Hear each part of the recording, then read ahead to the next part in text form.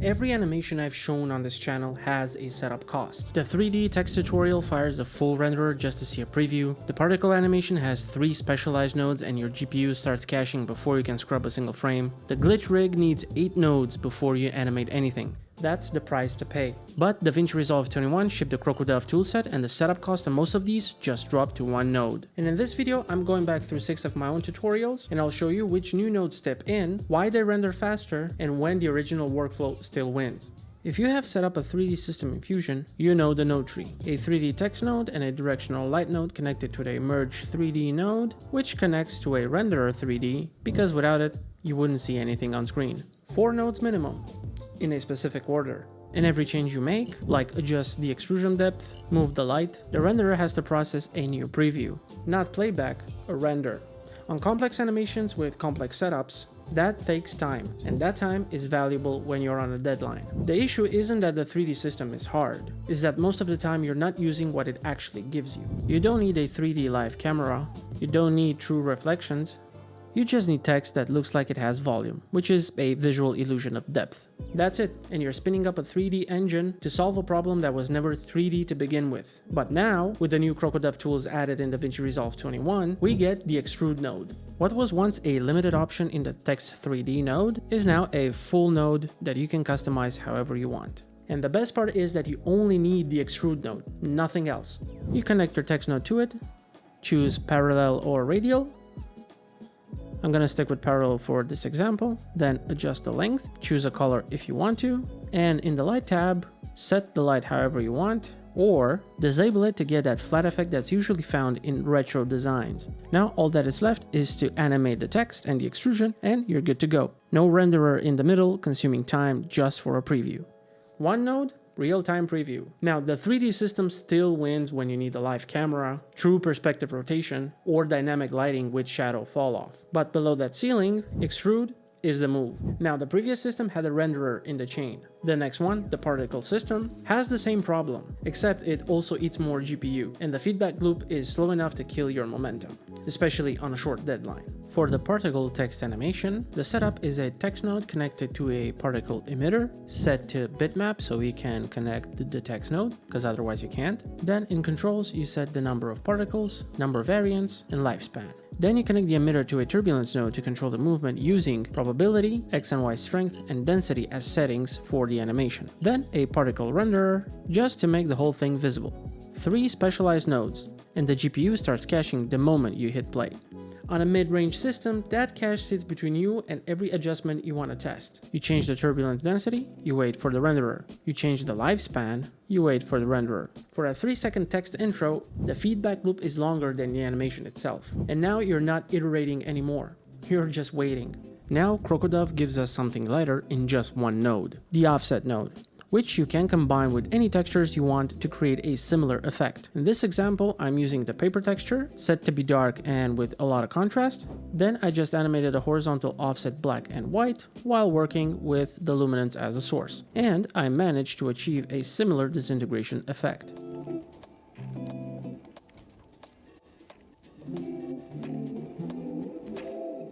So instead of 3 nodes, where 1 consumes time to render previews, you have 2 nodes, and 1 can be a custom texture you create for a specific animation that fits your brand or a client's brand. Same visual result with the real-time playback. No GPU cache, no emitter. As for the particle system itself, keep it when you need actual physics, like gravity, velocity variation, lifespan per particle, true scatter, but below that ceiling, offset wins. Both of the previous system had a renderer in the chain. The next 2 are different. No renderer, but a rebuild cost. Every time you want a slightly different glitch effect, you're starting the whole rig over. For the glitch block effect, the horizontal and vertical pixel slices, the setup uses 2 rectangle masks, depending on your preference, 1 for horizontal animation and 1 for vertical animation. Then these connect to individual duplicate nodes, which then connect to individual transform nodes. Then you animate the center of each rectangle mask, each duplicate node, and each transform node to create the glitch movement.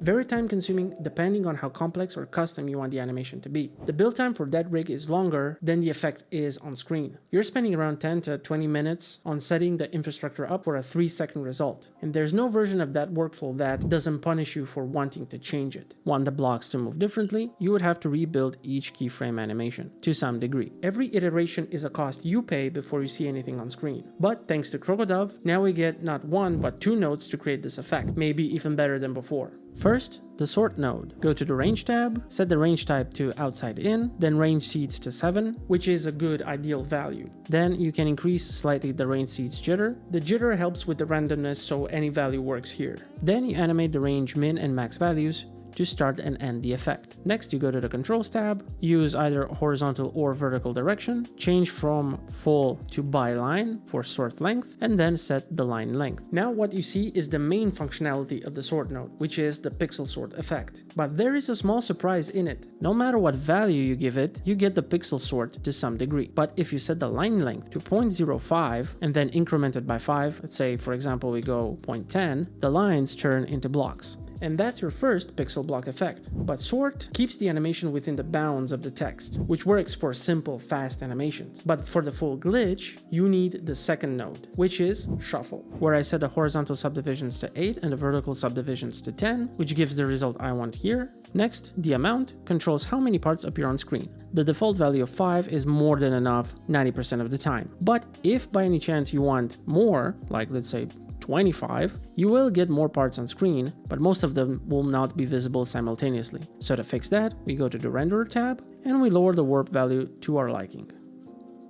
Between 0.1 and 0.2, I find it works the best. But you can go even lower. For example, if you want to go like 0.046, for example, you can, if you want the effect to be even more contained. But for me, 0.15 is enough. That's your second pixel block effect. And the best part with these two nodes is that you don't need to use both nodes at the same time, because both deliver the glitch effect on their own. Now, even though sort and shuffle can replace the entire rectangle plus duplicate rig, you should still keep the manual setup around, especially when you need each glitch block to have completely independent position, size, and timing, because that is the kind of precise control shuffle and sort don't give you. But below that ceiling, these two nodes are faster and easier to iterate. Now, the glitch blocks are handled, but a glitch without that RGB split chromatic aberration is not a full glitch. And the old way to do that was the most node-heavy setup on this entire list. To achieve the chromatic aberration RGB split, you have to use this specific channel boolean node tree in this specific order. Texts go into individual red, green, and blue boolean channels, each with their respective foreground color active and the others set to black. Then we combine the red and green channels into one node set to add as an operation. Then finally we connect the red-green node with the blue node into a final RGB channel node, also set to add as an operation. This gives us the standard RGB combination which outputs white. That's the base. Now to animate it, you'd add individual transform nodes between the channels and animate through those.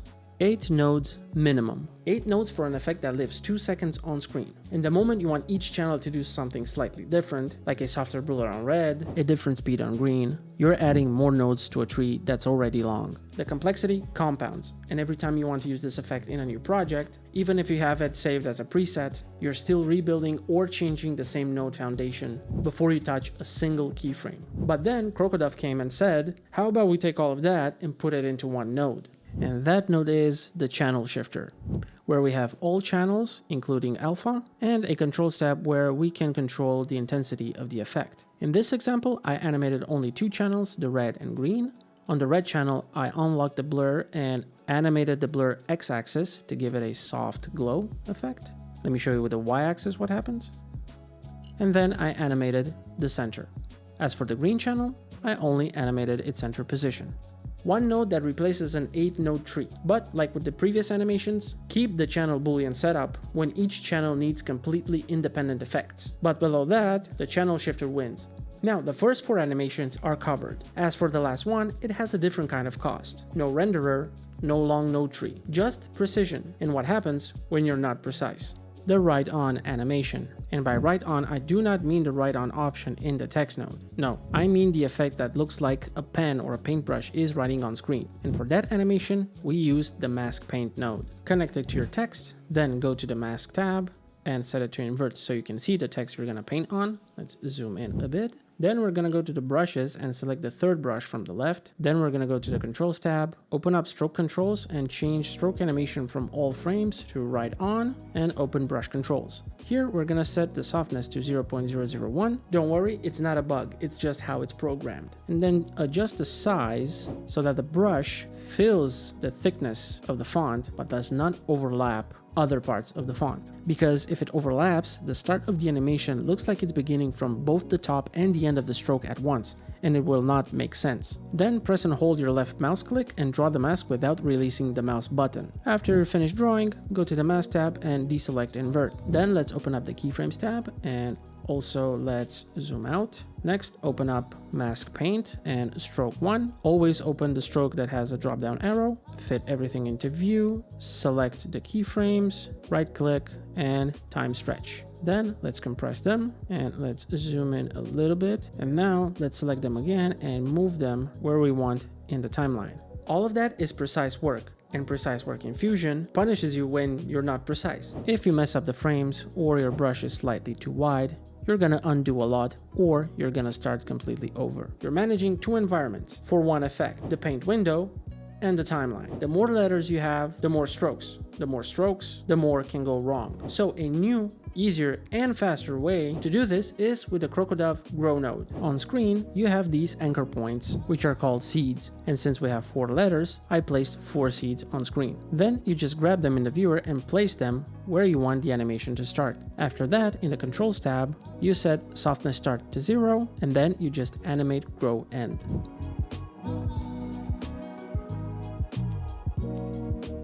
That's the whole setup. But keep in mind that the grow node reveals linearly. It doesn't follow a hand-drawn stroke. Therefore, keep the mask paint when you need an organic, custom brush path that follows a specific drawn curve. Below that ceiling, grow is faster and a lot less fragile. Now, even though these nodes are easier, faster to set up, and save you time in the short and long run, they do not fully replace the old workflows. And the reason for that is granular customization. Each node comes with a set of settings you can push, but the moment you need something beyond those limits, like a true 3D camera move, per particle physics, or a custom brush path, the old systems do things the new ones can't. That's the ceiling. But what actually changed is not which tool you use, it's knowing where the ceiling is. Below it, one node is enough. Above it, you build a full rig and you know exactly why you're building it. That's the difference between using tools because you're familiar with them and using them because you chose them. That is the whole shift.